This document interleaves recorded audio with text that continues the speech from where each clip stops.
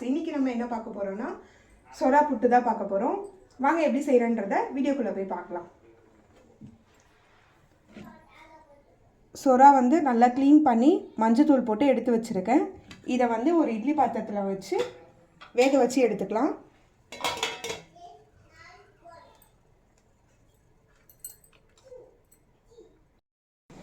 இப்போது சொரா மீன் வந்து இட்லி பாத்திரத்தில் வேக வச்சோம் இல்லையா, இப்போ வெந்துருச்சான்னு எப்படி பார்க்கறதுனா மேலே இருக்க இந்த தோலை இப்படி எடுத்தீங்கன்னாவே உங்களுக்கு தெரியும்.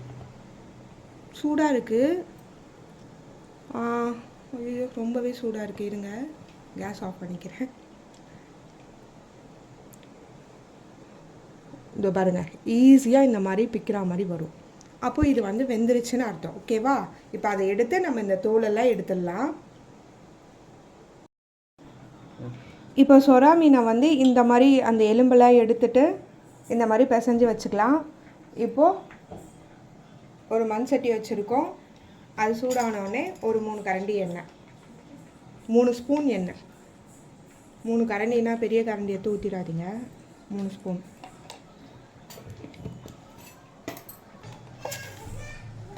இப்போ ஒரு 1/4 ஸ்பூன் கடுகு.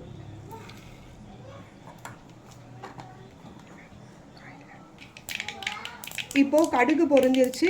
இந்த ஒரு கை அளவு பூண்டு. நம்ம பூண்டு எவ்வளோ போடுறோமோ அவ்வளோ நல்லது.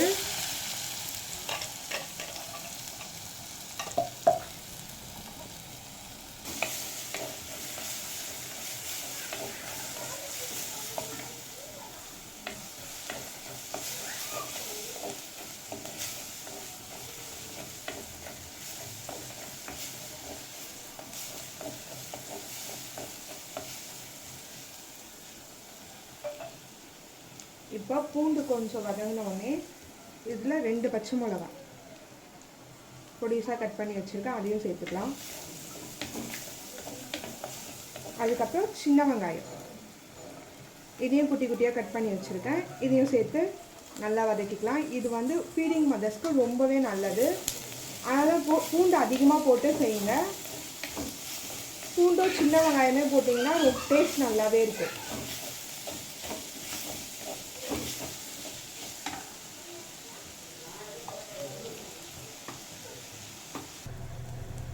கொஞ்சம் கருவேப்பிலை சேர்த்துக்கலாம்.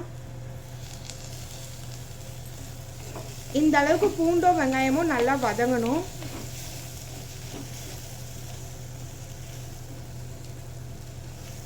இதில் கொஞ்சமாக மஞ்சள் பொடி சேர்த்துக்கலாம்.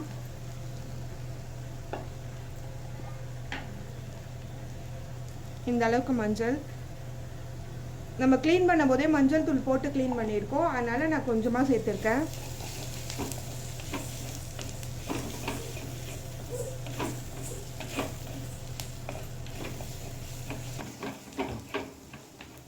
இப்போ இந்த அளவுக்கு நல்லாவே வதங்கிடுச்சு. இந்த டைமில் நம்ம சால்ட்டு, கல் உப்பு போடாதீங்க, சால்ட்டு சேர்த்துக்கலாம்.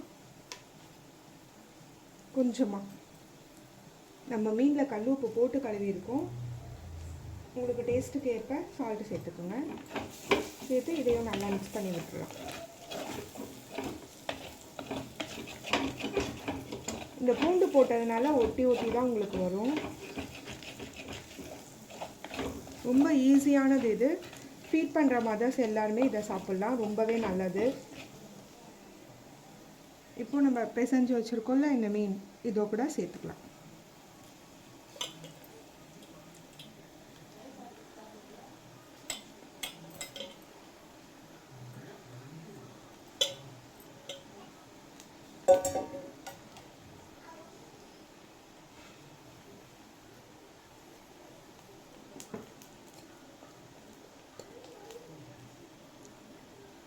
இப்போ இதை சேர்த்துட்டு வீட்டில் அரைச்ச குழம்பு பொடி 1 ஸ்பூன் சேர்த்துட்டு மிக்ஸ் பண்ணிக்கலாம்.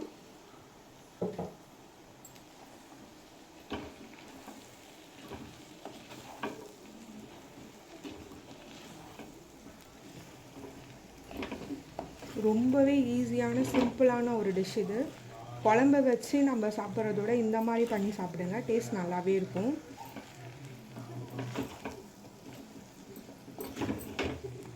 இதோட வாசனையும் சூப்பராகவே இருக்கும்.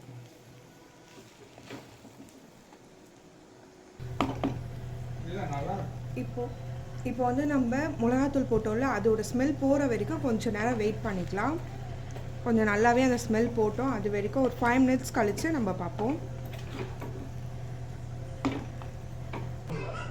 இப்போ பார்த்தீங்கன்னா இந்த மாதிரி தண்ணி இதில் வரும். தண்ணி சுண்டி இந்த மாதிரி உதிரி உதிரியாக வரும். நம்ம ஒரு 8 மினிட்ஸ் இந்த மாதிரி கிளறி விட்டோன்னாவே நம்மளுக்கு அந்த தண்ணி சுண்டிடும். இந்த மாதிரி உதிரி உதிரியாக வந்தோடனே லாஸ்ட்டாக என்ன சேர்க்க போகிறோன்னா மிளகுத்தூள்.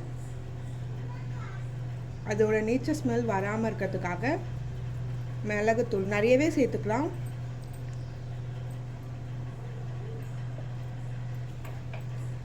இதை போட்டு நல்லா மிக்ஸ் பண்ணி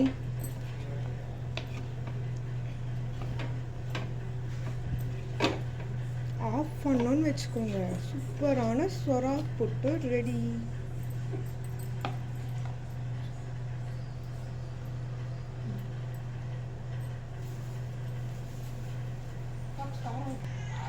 லாஸ்ட்டாக மிளகு தூள் சேர்த்ததுக்கப்புறம் நம்ம இந்த கொத்தமல்லி மேலே தூவி கேஸ் ஆஃப் பண்ணிக்கலாம். சொரா புட்டு சூப்பராக ரெடி ஆயிடுச்சு. வாங்க சாப்பிட்லாம்.